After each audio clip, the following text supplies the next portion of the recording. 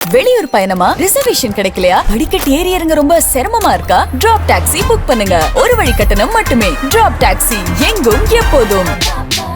பலூச் விடுதலை அமைப்பினர் நடத்திய தாக்குதலில் பாகிஸ்தான் ராணுவத்தைச் சேர்ந்த 200 பேர் கொல்லப்பட்டதாக தெரியவந்துள்ளது. பாகிஸ்தானின் மிகப்பெரிய மாகாணமான பலூச்சிஸ்தானை தனி நாடாக அறிவிக்க கோரி அங்கு பல ஆண்டுகளாக போராட்டம் நடந்து வருகிறது. அங்கு செயல்பட்டு வரும் BLE எனப்படும் பலூச் விடுதலை படையினர் அரசுக்கு எதிராக பல தாக்குதல்களை நடத்தி வருகின்றனர். இந்நிலையில் BLE வீரர்கள் மீண்டும் தாக்குதலை தொடங்கியுள்ளனர். கருப்பு புயல் என்று பொருள்படும் ஈரோஃப் என்ற பெயரில் அவர்கள் தாக்குதலை நடத்துகின்றனர். பலூச்சிஸ்தான் மாகாணத்தின் பல பகுதிகளில் காவல் நிலையங்கள், காவலர்களின் வாகனங்கள், அரசு அலுவலகங்களை குறிவைத்து துப்பாக்கி மற்றும் வெடிகுண்டு தாக்குதல்கள் நடத்தப்பட்டுள்ளன. மேலும் 11 இடங்களில் தற்கொலைப்படை தாக்குதல்கள் நடத்தப்பட்டுள்ளன.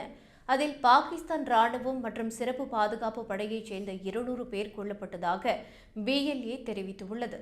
ஆனால் அதை பாகிஸ்தான் அரசு மறுத்துள்ளது.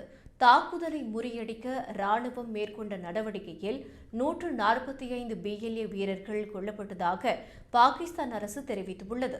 மேலும் இரு தரப்புக்கு இடையே நடந்த மோதலில் பொதுமக்கள் 31 பேரும் பாதுகாப்பு படை வீரர்கள் 17 பேரும் உயிரிழந்ததாக ராணுவ தரப்பு கூறியுள்ளது.